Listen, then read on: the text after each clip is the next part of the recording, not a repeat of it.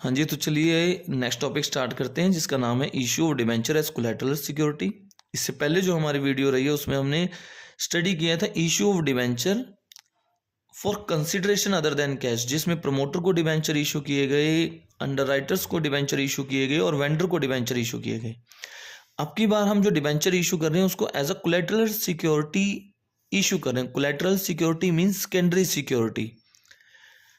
अब ये secondary security है क्या, उससे पहले हम थोड़ा डिस्कस करते हैं कि इसकी बेसिक थ्योरी क्या है। कि कई बार क्या है कि कंपनी को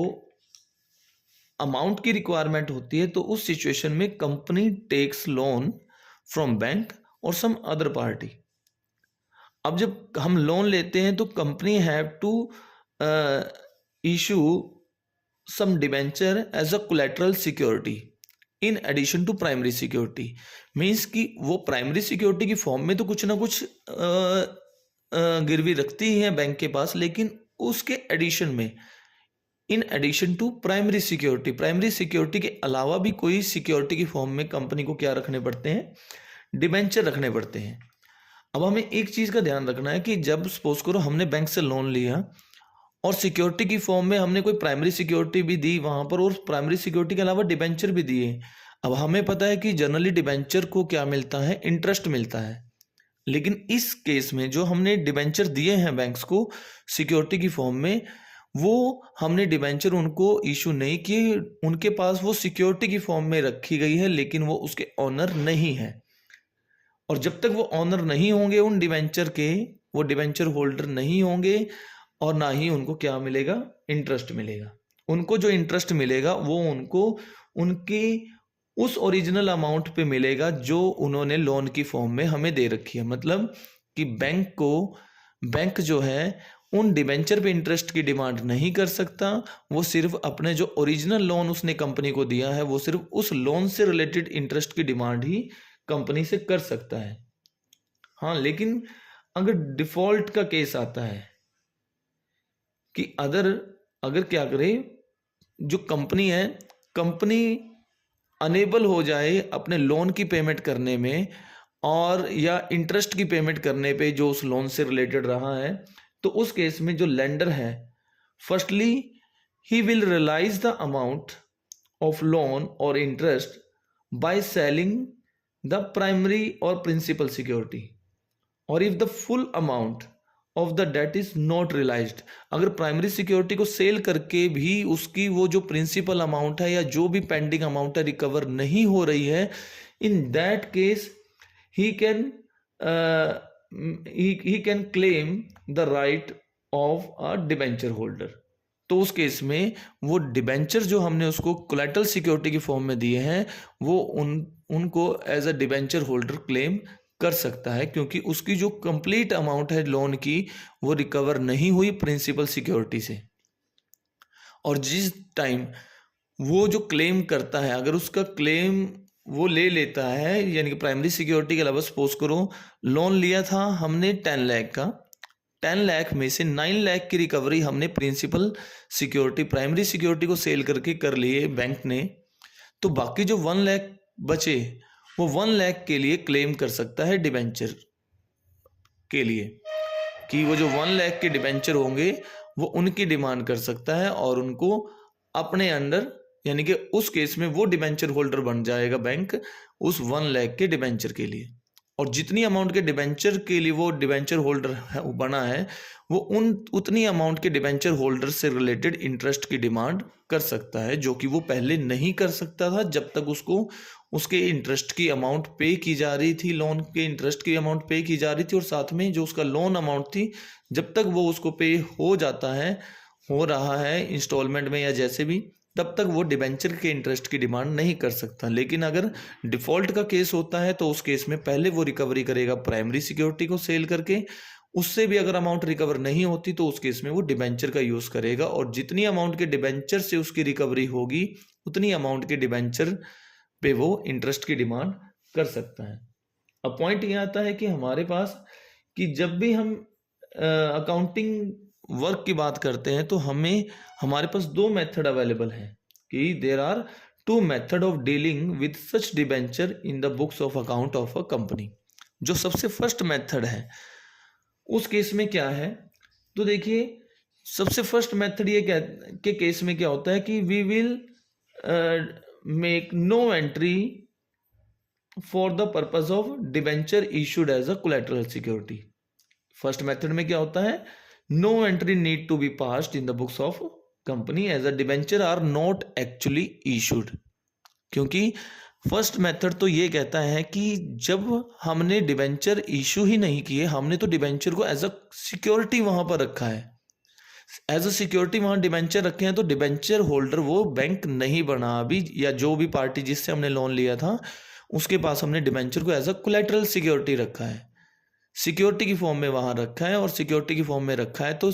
वो डिबेंचर होल्डर नहीं बना। तो इसका मतलब डिबेंचर तो अभी भी हमारे ही हैं, हमने डिबेंचर इशू नहीं किए, इसलिए वो डिबेंचर की कोई भी एंट्री पास नहीं करते। तो फर्स्ट मेथड में सिर्फ हम क्या एंट्री पास करके दिखाएंगे कि हमने क्या ले रखा है, एक लोन ले रखा है, और उसकी एंट्री क्या रहेगी, बैंक अकाउंट डेबिट, क्योंकि जब भी हमें लोन मिलता है तो वो अमाउंट हमारे बैंक में आती है और बैंक का अमाउंट इंक्रीज हो जाती है, इसलिए हम क्या करते हैं, बैंक अकाउंट डेबिट करते हैं, 2 में बैंक लोन। अब सपोज करो हमने जो लोन लिया वो लिया 2 लाख का, तो हमने यहाँ राइट कर दिया कि हमने 2 लाख का लोन लिया है, यहाँ पर bank account debit to bank loan. अब पॉइंट यहाँ क्या है, हमने जो डिबेंचर इशू किए, हम उन डिबेंचर को इशू किया है हमने एज अ कोलैटरल सिक्योरिटी, लेकिन वो अभी भी हमारे ही हैं, जो लेंडर है वो उनका ऑनर या होल्डर नहीं बना है। तो इस केस में हम सेकंड एंट्री, कोई अलग से एंट्री पास नहीं करेंगे डिबेंचर इशू करने की, लेकिन यहाँ नरेशन में हमने यहाँ मेंशन करना है कि ये जो लोन है जो हमने लिया है, loan taken from the bank, और साथ में डिबेंचर मेंशन करने हैं कि सपोज करो हम यहाँ पर 2,20,000 अमाउंट के debenture of ₹2,20,000 has been issued as a collateral security, ये हमने नरेशन में मेंशन करना है। अब पॉइंट ये है इसका इफेक्ट क्या होगा। अब इसका इफेक्ट क्या होगा हमारी बैलेंस शीट पे।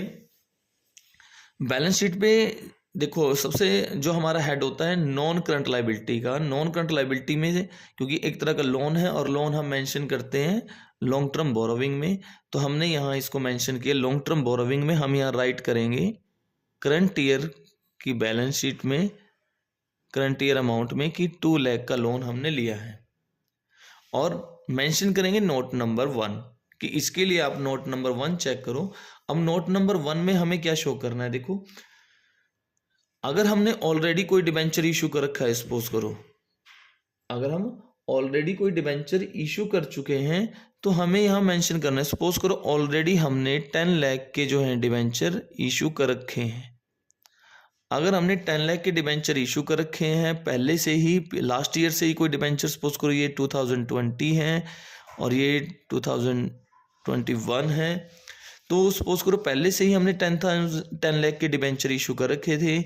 अब की बार डिबेंचर भी क्योंकि हमारी लॉन्ग टर्म बोरोविंग में आता है, 2 लाख का लोन हमने अब लिया, तो टोटल हमारी लॉन्ग टर्म बोरोविंग होगी 12 लाख की। तो हमें क्या शो करना है, अब ये 12 लाख आया कहाँ से, तो हमने यहाँ नोट में मेंशन करना है कि हमारे पास सपोज करो 9% डिबेंचर हैं in addition to collateral, in addition to ₹2,20,000 की, उससे अलग हमारे पास क्या है यहाँ 10 लाख के डिबेंचर हमने ऑलरेडी इशू कर रखे हैं। कि इस 12 लाख का मीनिंग किससे है, ऑलरेडी जो हमने डिबेंचर इशू कर रखे हैं उनकी अमाउंट, अगर नहीं इशू कर रखे तो ये हम राइट नहीं करेंगे। अब मैंने यहाँ कहा 12 लाख के हैं तो मैं 12 लाख में मेंशन कर रहा हूँ कि 10 लाख के डिबेंचर तो वो हैं जो हमने ऑलरेडी इशू कर रखे हैं, इसमें जो डिबेंचर हमने as a collateral security issue किए हैं वो इंक्लूड नहीं है। फिर हमने यहाँ दिखाना है बैंक लोन कि एक लोन हमने लिया है जिसकी वैल्यू क्या है 2 लाख है, लेकिन उसके नरेशन में हमने साथ के साथ मेंशन करना है कि ये जो हमने लोन लिया है on a collateral security of ₹2,20,000 या on a collateral security of debenture of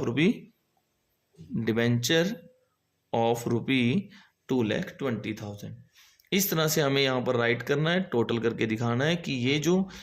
12 lakh बना है, ये हमने वहाँ पर शो कर रखा है। मतलब सिंपल सी बात क्या है, हम सिर्फ लोन की एंट्री करेंगे, जो डिबेंचर हमने इशू किए उसकी एंट्री हम नहीं करेंगे इस केस में। उसके बाद बैलेंस शीट पे क्या इफेक्ट डलेगा, हम बैलेंस शीट में दिखाएंगे कि हमने ओवरऑल इस ईयर की लॉन्ग टर्म बोरोविंग कितनी है।